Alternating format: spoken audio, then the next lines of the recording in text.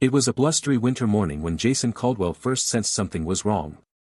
He was standing by the frosted window of the hospital's maternity ward, staring at the bundle in the nurse's arms. His heart should have been swelling with joy. After all, this was supposed to be the culmination of years of marriage with his wife, Eleanor, a moment he'd dreamed of since they decided to try for a family. But instead, he stood frozen, his breath caught in his throat as a terrible realization swept over him. The baby, their son, bore none of his features. Jason was white, with auburn hair and a smattering of freckles, traits passed down through generations of Caldwells. Eleanor, with her fair skin and chestnut locks, complemented his genetics. But the child, swaddled tightly, had dark skin and curly black hair, a heritage Jason couldn't explain. He hadn't asked questions when Eleanor had been unusually withdrawn during her pregnancy. She'd blamed it on hormones, work stress, and morning sickness. He believed her, brushing off her reluctance to attend social events or the way she dodged his touch during quiet evenings. Now, with the evidence cradled in the nurse's arms, doubt began to creep in. As Eleanor cooed at the baby, Jason's heart pounded. Could it be a medical anomaly? A recessive gene from her family? He struggled to cling to those possibilities, but the shadows of betrayal loomed large. Later that evening, when the hospital room was quiet and Eleanor had drifted into an exhausted sleep, Jason stepped out into the icy night. The weight of his thoughts pressed heavily on him, and he found himself driving aimlessly through the snow-draped streets of their small town. His mind swirled with questions he couldn't answer, emotions he couldn't tame, confusion, suspicion, anger, and a searing pain he had no way to soothe. The following weeks brought no solace. Eleanor remained oblivious to his growing turmoil, absorbed in the routines of new motherhood. Jason, however, grew increasingly distant.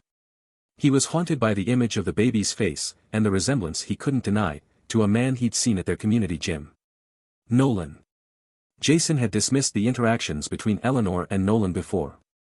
Nolan, a charismatic and fit man with a booming laugh, had been friendly, overly so. Eleanor had introduced him as their fitness trainer, insisting that Nolan was helping her stay active during her pregnancy.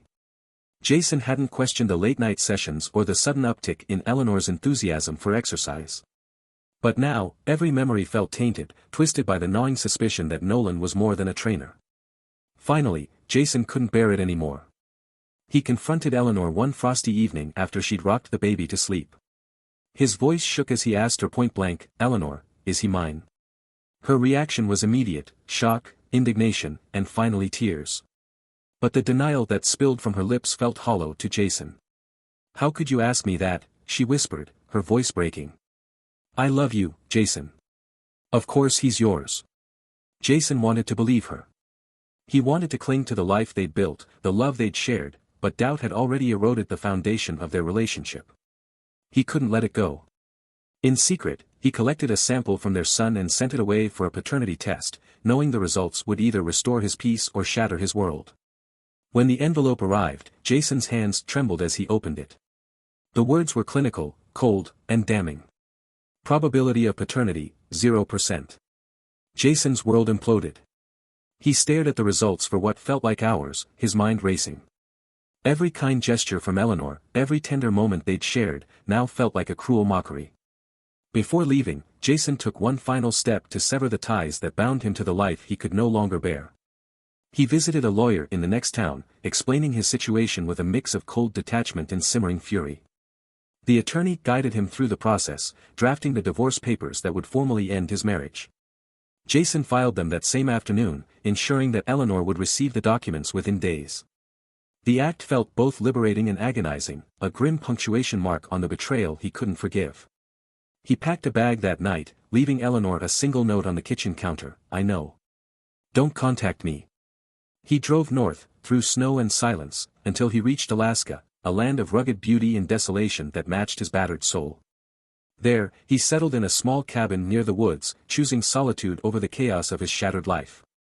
He didn't answer Eleanor's calls or respond to her emails. He left behind everything he'd known, vowing never to think of her, or the betrayal, again.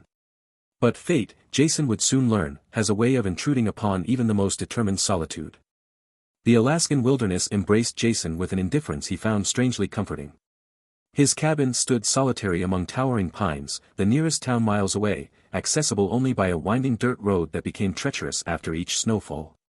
He spent his days chopping wood, fixing small repairs in the cabin, and fishing at the frozen lake nearby. The silence, once deafening, became a balm. Here, there were no echoes of Eleanor's laughter or the memory of a child's face that was not his own.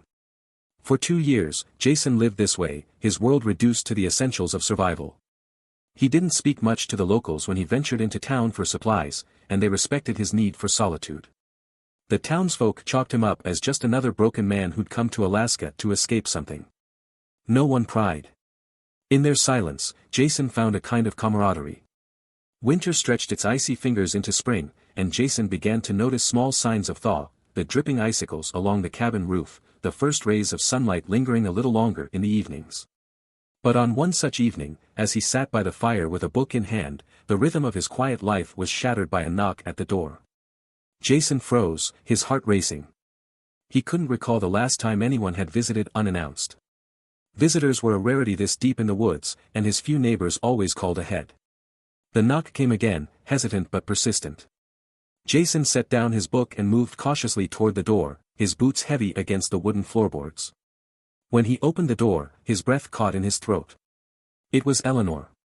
Her face was pale and drawn, her eyes sunken with exhaustion.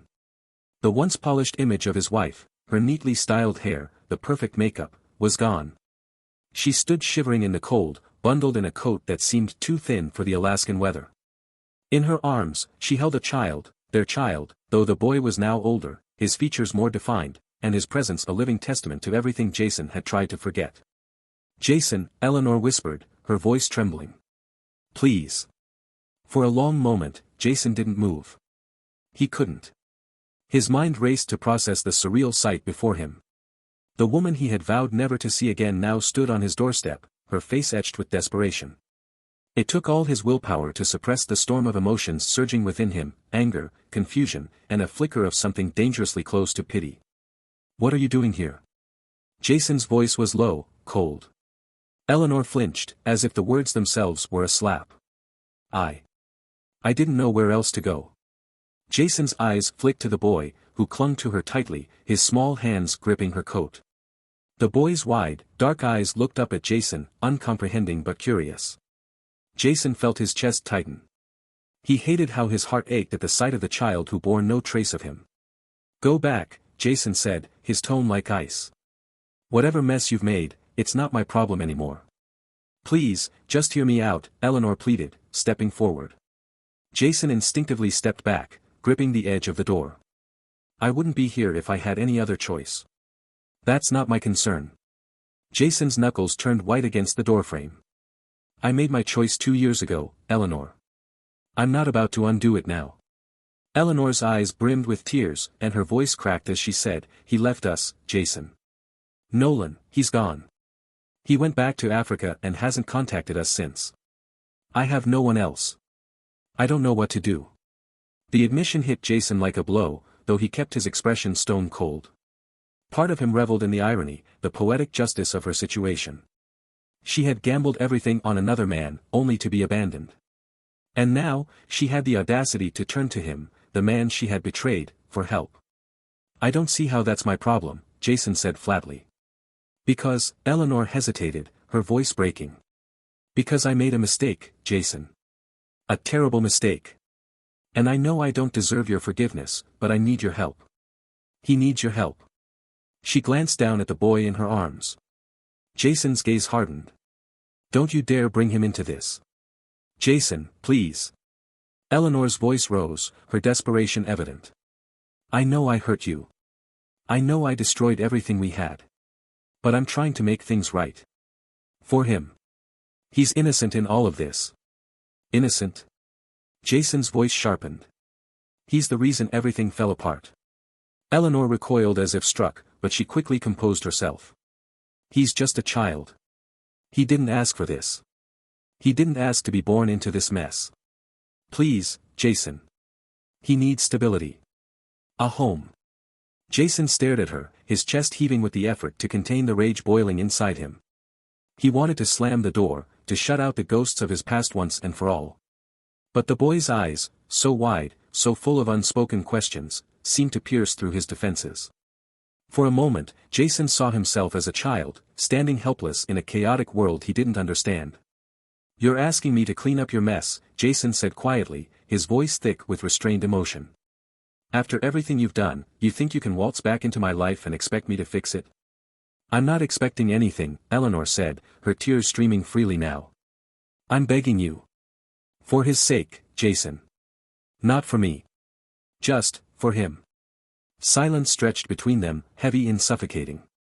Jason's mind raced, torn between the bitterness that had sustained him for years and the faint whisper of the man he used to be, the man who once believed in family, in love, in second chances. Finally, he stepped aside, his jaw clenched so tightly it ached. "Come inside," he said gruffly. "But don't think for a second this means anything." Eleanor nodded, clutching the boy as she stepped into the warmth of the cabin. Jason closed the door behind them, sealing his fate in a decision that would change everything, again.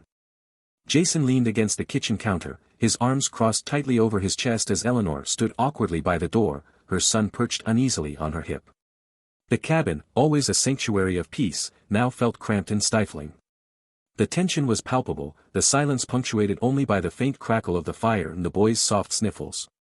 Eleanor's eyes darted around the room, taking in the sparse furnishings and the heavy woolen curtains that framed the windows. She had never imagined Jason living like this, isolated, stripped of the comforts he had once valued. Yet, somehow, it suited him. The man who had once been warm and steady now radiated an unyielding coldness, a barricade built brick by brick over 2 long years. Jason broke the silence first, his voice clipped and unforgiving. "You've got 5 minutes to explain why you're here before I send you back out into the snow." Eleanor flinched at the harshness of his tone but nodded. She set the boy down gently on the worn rug near the fire, whispering something soothing to him before straightening and turning to face Jason. "I didn't know where else to go," she began, her voice trembling but determined. "After Nolan left, things fell apart. He promised he'd support us, but he vanished, just packed up one day and went back to Africa. I couldn't keep up with the bills. I tried, Jason, I really did. But the money ran out, and I lost the house." Jason stared at her, his expression unreadable. "And you thought I was the answer?" "I didn't have a choice." Eleanor's voice cracked, but she pressed on. "My parents refused to help. My so-called friends disappeared the moment I needed them. I've been staying in shelters, Jason. Shelters. With him." She glanced toward the boy, who was now sitting cross-legged on the rug, staring into the fire with wide, somber eyes. Jason's gaze followed hers, and for a fleeting moment, his hardened exterior faltered. The boy was small for his age, his curly hair framing a face that was both curious and wary. Jason hated the flicker of sympathy he felt. This wasn't the child's fault. But that didn't erase the betrayal that had brought him into existence. "You think showing up here will fix things?" Jason asked, his tone sharp again. "You think I can just sweep away the mess you made and pretend everything's fine?" "No," Eleanor said quietly, her hands clasped tightly together. "I don't expect forgiveness. I don't even expect kindness. But I'm asking you, begging you, to let us stay. Just for a little while. Until I can figure something out." Jason stared at her for a long moment, the weight of her plea sinking in. Every instinct told him to say no, to turn her away and let her face the consequences of her choices. But another part of him, the part he had tried so hard to bury, couldn't ignore the vulnerability in her voice, or the way the boy's small frame seemed to shrink further into himself with each passing second. Finally, Jason exhaled sharply and turned away. "There's a spare room upstairs," he muttered.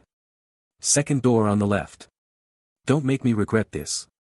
Eleanor's shoulders sagged with relief. "Thank you," she whispered. She reached down to pick up her son, but Jason raised a hand to stop her. "Wait." Eleanor froze, her breath hitching as Jason approached. His eyes locked onto hers, the intensity of his gaze unnerving her. "We're clear on one thing," he said, his voice low and steely. "You're here because of him." He gestured toward the boy. "Not because of me. I'm doing this for him, not for you. Don't confuse the two." Eleanor nodded quickly, her lips pressed into a thin line. Jason stepped back, giving her just enough space to gather the boy and retreat upstairs. He watched her go, his jaw clenched so tightly it ached. As the sound of their footsteps faded, Jason turned back to the fire, his mind racing. He hadn't asked for this intrusion, this disruption of the fragile life he had painstakingly constructed. But now that they were here, he couldn't ignore the questions clawing at the back of his mind. What was he supposed to do with them?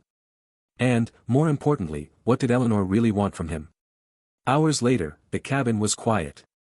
Eleanor had settled the boy into the spare room, singing softly to him until his breathing evened out. Now, she stood in the doorway of the main room, watching Jason as he sat by the fire, nursing a mug of coffee. "You should sleep," Jason said without looking at her. "So should you," Eleanor replied, stepping hesitantly into the room. She wrapped her arms around herself, unsure if it was the cold or Jason's demeanor that made her shiver. Jason's eyes flicked to her briefly before returning to the flames. "What do you want, Eleanor?" "Really?" Eleanor swallowed hard. "I told you." "No," Jason interrupted, his voice cutting through the stillness. "You told me about Nolan. You told me about losing the house. But you didn't tell me why you're here." "Why me?" Eleanor hesitated, her fingers tightening on the edge of her sleeve. "Because you're the only one who ever truly cared about me," she said finally. "And because I wanted to try to make things right." Jason let out a bitter laugh, the sound sharp and hollow. "You think you can make things right? After everything you did?" "I have to try," Eleanor said, her voice trembling. "For him. He deserves better than what I've given him. And whether you believe me or not, Jason, you're the only person I trust." Jason's jaw tightened as he stared into the fire. For the first time in years, he felt the walls he had built around himself begin to crack. But with that crack came a flood of emotions he wasn't ready to face: anger, grief, and the faintest flicker of hope. The following days were marked by an uneasy truce. Jason kept to his routines, his silence sharp and deliberate, while Eleanor did her best to stay out of his way.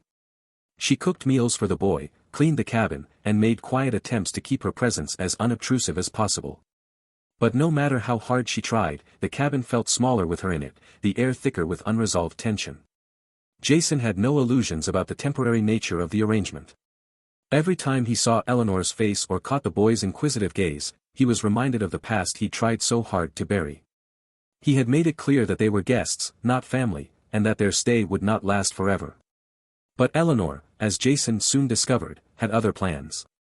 It started with subtle hints, dropped casually over shared dinners or quiet evenings by the fire. "He's such a bright boy, Jason," Eleanor would say, her voice laced with a mixture of pride and guilt. "I just want him to have opportunities, a chance to thrive. It's hard to provide that when you're on your own." Jason would nod stiffly, his jaw clenched, refusing to take the bait. But Eleanor's comments grew bolder as the days stretched into weeks. One evening, as the boy slept soundly in the spare room, Eleanor finally broached the subject directly. "Jason," she began, her voice hesitant but determined, "I need to talk to you about something." Jason didn't look up from the book in his hands. "I'm listening." "It's about Caleb," she said, using the boy's name for the first time since their arrival. Jason flinched inwardly at the sound of it, a name he had never spoken, never agreed to. "What about him?" Jason asked, his voice flat. Eleanor shifted uncomfortably in her seat. "He's growing fast, and he's going to need things. Clothes, school supplies. He's a smart kid, Jason, but I can't afford to give him what he deserves. Not on my own." Jason closed the book with deliberate slowness, setting it down on the table beside him. He met Eleanor's gaze, his eyes cold and unyielding.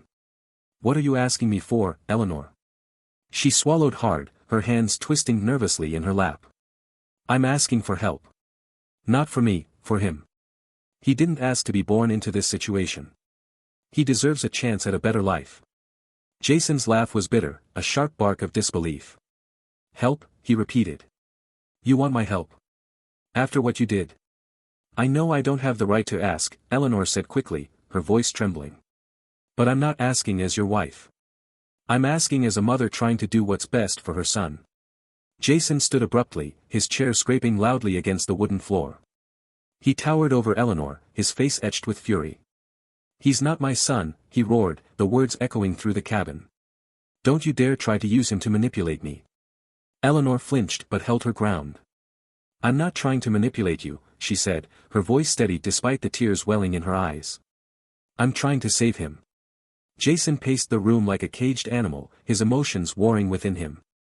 He wanted to shout, to lash out, to make her understand the depth of the betrayal she had inflicted on him. Instead, he took a deep breath and turned to face her, his expression cold and calculated. "You want money?" he said, his voice like ice. "Fine. But let's be clear about one thing, I'm not doing this for you. And if you think this changes anything between us, you're delusional." Eleanor nodded, her shoulders slumping with relief. "Thank you, Jason." "Don't thank me," Jason snapped, cutting her off. "Just take what you need and leave me alone." But as the days passed, Jason began to notice a pattern. Eleanor's requests grew more frequent, her explanations more desperate. It wasn't just clothes and school supplies anymore, it was doctor's visits, extracurricular activities, and eventually, vague mentions of unpaid debts she hadn't disclosed before. Each new request felt like a weight pressing down on Jason's already strained patience. One evening, as Eleanor handed Jason another list of expenses, he finally snapped. "Do you think I'm your personal ATM?" he demanded, his voice low and dangerous. Eleanor looked up at him, startled by the intensity of his tone. "Jason, please." "Don't please me," Jason interrupted, his fists clenched at his sides. "I've done more than enough for you. I let you into my home. I put a roof over your head. And now you think you can bleed me dry?" "It's not like that," Eleanor protested, her voice rising. "I'm just trying to take care of Caleb." Jason slammed his hand against the table, the sound reverberating through the cabin. "Stop using him as an excuse," he shouted. "This is about you. It's always been about you." Eleanor's eyes filled with tears, but Jason didn't waver. He had reached his breaking point, and there was no turning back. "You want to know what I think?" Jason said, his voice deadly calm. "I think Caleb deserves better than this. Better than you. And if you can't give him that, maybe I should." Eleanor froze, her face pale. "What are you saying?" "I'm saying I'm done with this charade," Jason said, his eyes blazing with determination. "You're leaving, Eleanor." "But Caleb? He stays." Eleanor's breath hitched, and she shook her head vehemently. "You can't do that. You have no right." "I have every right," Jason said, his voice firm. "I may not be his father, but I can give him something you never could, stability. A real home." Eleanor took a step back, her hands trembling. "You can't take him from me," she whispered. "He's all I have." "Then you should have thought about that before you showed up here," Jason said coldly. "Pack your things, Eleanor. You're leaving tomorrow." The room fell into a tense silence, the air thick with the weight of Jason's ultimatum.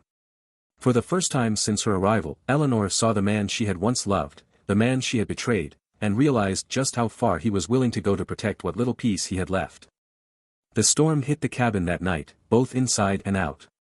Outside, the wind howled through the pines, rattling the windows as snow battered the small structure. Inside, the tension between Jason and Eleanor simmered like a pot about to boil over. Eleanor stood by the fire, her arms wrapped tightly around herself as Jason loomed near the kitchen counter, his presence as immovable as the mountains surrounding them. Caleb was asleep in the spare room, blissfully unaware of the storm raging between the two people who had shaped his short life. "You can't do this, Jason," Eleanor said, her voice barely above a whisper. "You can't take him from me." Jason's jaw tightened, and he turned to face her, his eyes as cold as the blizzard outside. "I'm not taking him," he said. "I'm saving him." "From what?" Eleanor's voice cracked as tears spilled down her cheeks. "From me. I'm his mother, Jason. I know I've made mistakes, terrible ones, but Caleb is my son. He needs me." Jason shook his head, his expression a mixture of anger and pity. "He needs stability. He needs someone who won't drag him into their messes. Look at you, Eleanor. Look at the life you've given him. You think staying in shelters and begging for help is what he deserves?" Eleanor flinched as if struck, but she didn't back down. "You don't understand. I've done everything I can for him. Everything. Do you have any idea how hard it's been? To raise him alone, to try and give him a chance when I had nothing. And whose fault is that?" Jason shot back. "You had a choice, Eleanor. You made your bed, now you don't want to lie in it."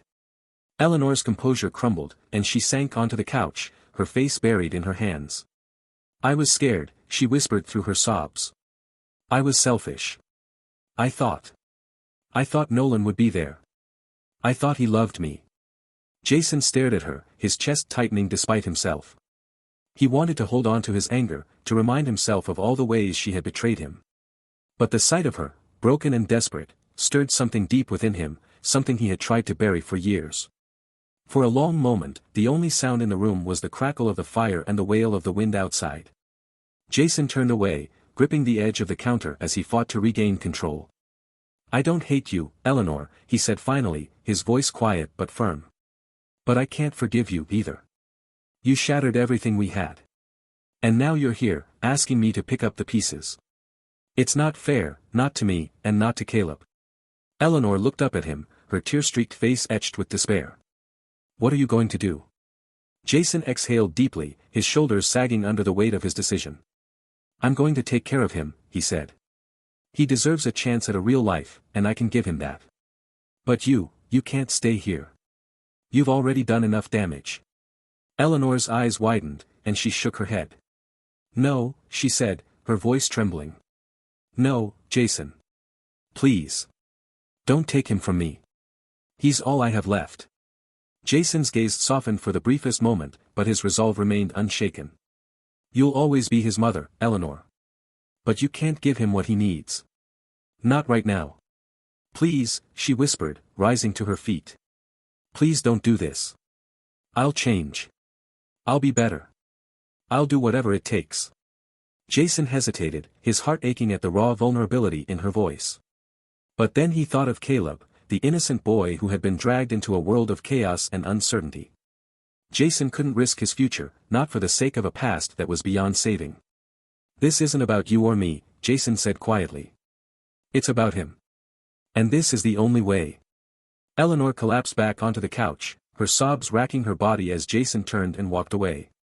He went to Caleb's room, standing in the doorway as he watched the boy sleep. The child's small chest rose and fell with each breath, his face serene in the glow of the moonlight filtering through the window. Jason felt a pang of guilt, but it was outweighed by the conviction that he was doing the right thing.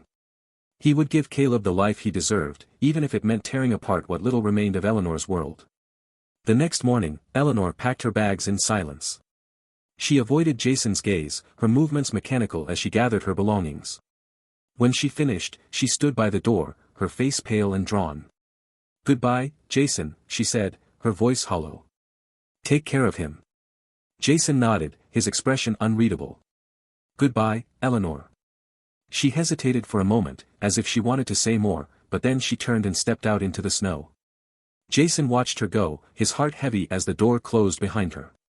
For a long time, he stood there, staring at the empty space where she had been. The cabin felt quiet again, but it was a different kind of quiet, a heavy, bittersweet silence that marked the end of one chapter and the beginning of another. Jason turned back to Caleb's room, stepping inside as the boy stirred awake. He knelt beside the bed, his voice soft as he spoke. Good morning, Caleb, he said, his heart swelling with a mixture of pain and hope. From now on, it's just you and me. And as Caleb blinked up at him with sleepy eyes, Jason knew that, despite the broken road that had brought them here, they had a chance to build something new, a life forged from the wreckage of the past, with hope for the future. The storm had passed, and for the first time in years, Jason felt the faint warmth of light breaking through the clouds.